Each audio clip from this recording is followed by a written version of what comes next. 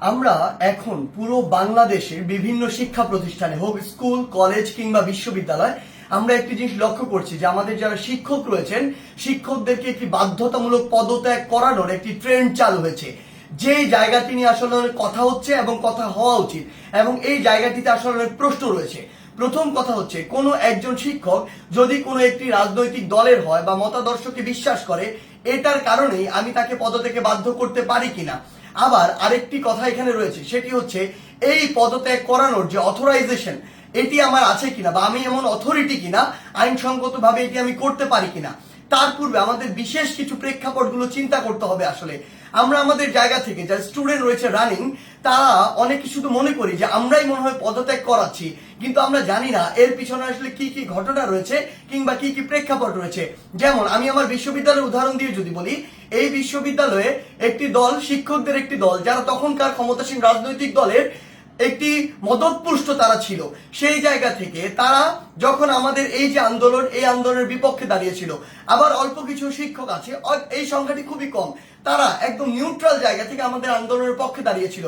আবার একটা বড় সংখ্যক শিক্ষক ছিল যারা আমাদের আন্দোলনের ঠিকই পক্ষে দাঁড়িয়েছে, কিন্তু তারা আমাদের স্বার্থ চিন্তা করে নয়, বরং এই স্বার্থ চিন্তা করে দাঁড়িয়েছিল যে এরপরে যদি কোনো রাজনৈতিক দল ক্ষমতায় আসে তারা ওই রাজনৈতিক দলের আসলে একটি গুরুত্বপূর্ণ স্টেক হোল্ডার, তখন তারা এই ফলটি ভোগ করবে। অর্থাৎ আলটিমেটলি এখানে দুইটি ভাগ রয়েছে। আমাদের এটি মনে করার কোনো কারণ নেই যে আগের যে দলটি ছিল যারা আমাদের বিপক্ষে ছিল তারা বাদ দিয়ে সবাই আমাদের পক্ষে, বরং ব্যাপারটি এমন নয়। আমরা যদি স্কুল কলেজের ক্ষেত্রে এই বিষয়টি লক্ষ্য করি তাহলে আমরা দেখতে পাবো হয়তো কোনো শিক্ষক হয়তো আওয়ামী লীগের রাজনীতির সাথে জড়িত ছিল, কিন্তু থাকে বলেই তাকে আমি পদত্যাগ করাতে পারি কিনা বা করানো উচিত কিনা। যে কেউ যে কোনো রাজনৈতিক আদর্শে বিশ্বাসী হতে পারে, কিন্তু আমার প্রশ্নটি হচ্ছে ওই রাজনৈতিক আদর্শে বিশ্বাসী হয়ে তিনি কি ক্ষমতার অপব্যবহার করে শিক্ষার্থীদেরকে চরমভাবে বাধা দিয়েছেন কিনা, শিক্ষার্থীদেরকে হেনস্থা করেছেন কিনা, কিংবা শিক্ষার্থীদেরকে কোনো একটি বিপদে ফেলেছেন কিনা, এই বিষয়গুলো আমাদেরকে লক্ষ্য রাখতে হবে।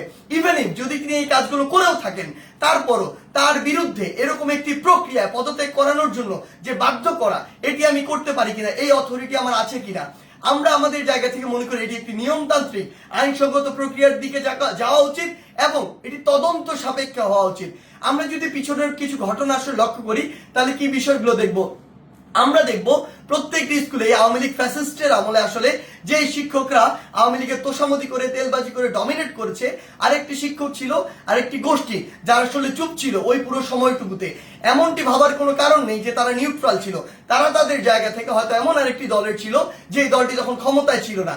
এখন বর্তমান সময় এসে ওই শিক্ষকদের উদ্দেশ্য হচ্ছে উপরের জায়গাগুলোতে প্রিন্সিপাল হোক কিংবা হচ্ছে প্রফেসর হোক কিংবা ভিসি হোক বা এরকম যে কোনো হেডমাস্টার হোক, যেই পদগুলোতেই হোক না কেন ওই পদগুলোর ওই মানুষগুলোকে সরাতে হবে। যদি আমি সরাতে পারি তাহলে আমি এখন ওই পদটিতে গিয়ে বসতে পারবো। এটার কারণে তারা আসলে কি করছে, তারা তাদের ক্লোজ কিংবা কাছের কিছু স্টুডেন্ট কিংবা কিছু স্টুডেন্টকে বিভিন্নভাবে মোটিভেট করে কিংবা কিছু স্টুডেন্ট যারা অতি উৎসাহী বা যাদেরকে সহজে আসলে ইমোশনাল ড্রিভেন করা যায় ওই স্টুডেন্টদেরকে বিভিন্নভাবে প্রভাবিত করে তারা এরকম একটি মব তৈরির চেষ্টা করছে ওই টিচারদেরকে নামানোর জন্য।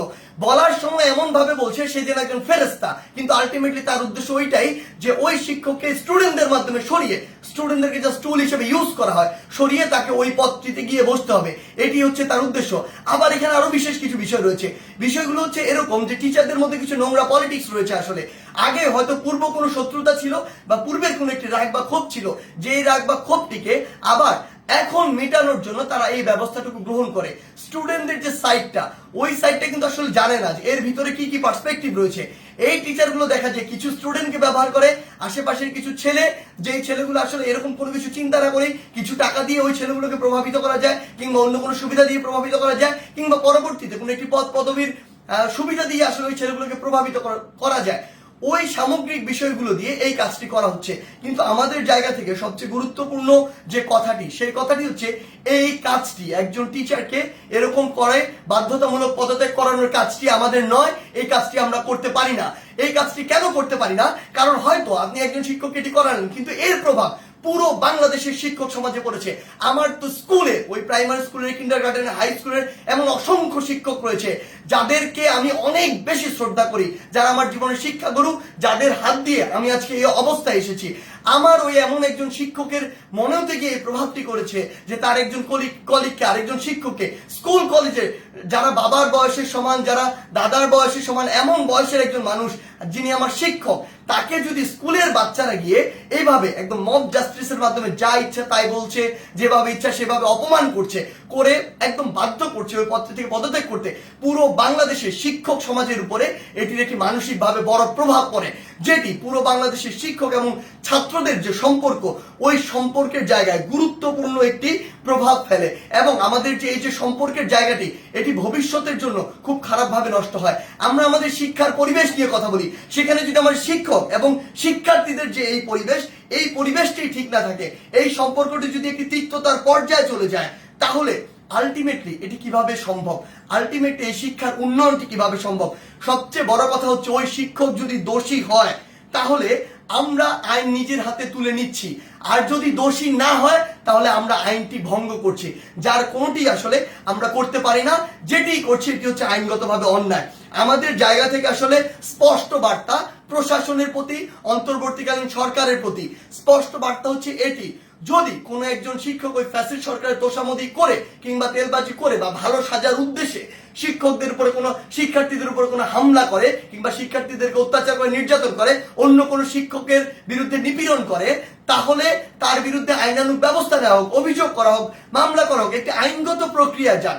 কিন্তু কেউ যদি এভাবে আইন নিজের হাতে তুলে নেয়, কাউকে যদি বাধ্য করে, আমি প্রশাসনকে এবং অন্তর্বর্তীকালীন সরকারকে আমাদের পক্ষ থেকে অনুরোধ জানাই, ওই সকল শিক্ষার্থীদের পিছনের উদ্দেশ্য কি, কে তাদের এই কলকাঠিটি নাড়ছে, কে তাদেরকে প্রভাবিত করছে, কি উদ্দেশ্যে প্রভাবিত করছে, এটি আপনারা তদন্ত করে ব্যবস্থা করুন। প্রয়োজন হলে ওই যে শিক্ষার্থী, যারা অল্প কিছু শিক্ষার্থী এটি করছে, সকলে কিন্তু এটি করছে না। আমরা বিভিন্ন বিশ্ববিদ্যালয়ে দেখেছি শিক্ষার্থীরা নিজে আবার ওই সম্মানিত শিক্ষকদেরকে তাদের শপথে ফিরিয়ে নিয়ে আসছে।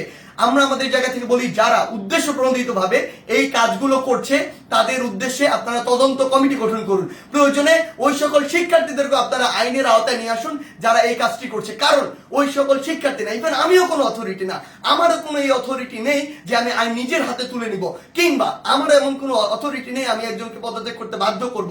সেই জায়গা থেকে আমাদের স্পষ্ট যেটি বার্তা, সেটি হচ্ছে পুরো বাংলাদেশকে আমরা যদি এগিয়ে নিয়ে যেতে চাই, তাহলে এই শিক্ষার একটি সুষ্ঠু পরিবেশ থাকবে এবং এই পরিবেশের সবচেয়ে গুরুত্বপূর্ণ যে দুটি স্টেক হোল্ডার, একটি হচ্ছে আমাদের সম্মানিত শিক্ষক আর একটি হচ্ছে আমাদের যে শিক্ষার্থীরা। এই দুই জায়গায় যে সম্পর্কের বিষয়টি, এটি যতদিন না সুন্দর হচ্ছে, শ্রদ্ধার হচ্ছে, স্নেহের হচ্ছে, ততদিন শিক্ষার পরিবেশ কোনোদিন সুন্দরভাবে ফিরে আসতে পারে না। তাই আমরা আমাদের জায়গা থেকে আমাদের এই শিক্ষকদের এভাবে বাধ্য করে কোন একটি নিয়মতান্ত্রিক প্রক্রিয়া না গিয়ে বাধ্য করে পদত্যাগ করানোর যে প্রক্রিয়াটি, এই প্রক্রিয়াটিকে আমরা কখনো সমর্থন জানাই না। বরং আমাদের সম্মানিত অনেক শিক্ষককে বিভিন্নভাবে প্ররোচিত হয়ে অপমানিত বা অপদস্থ করার যে ট্রেন্ড বা একটি প্রক্রিয়া আমরা দেখতে পাচ্ছি, এটিকে আমরা অবশ্যই ঘৃণা ভরে প্রত্যাখ্যান করি। ধন্যবাদ।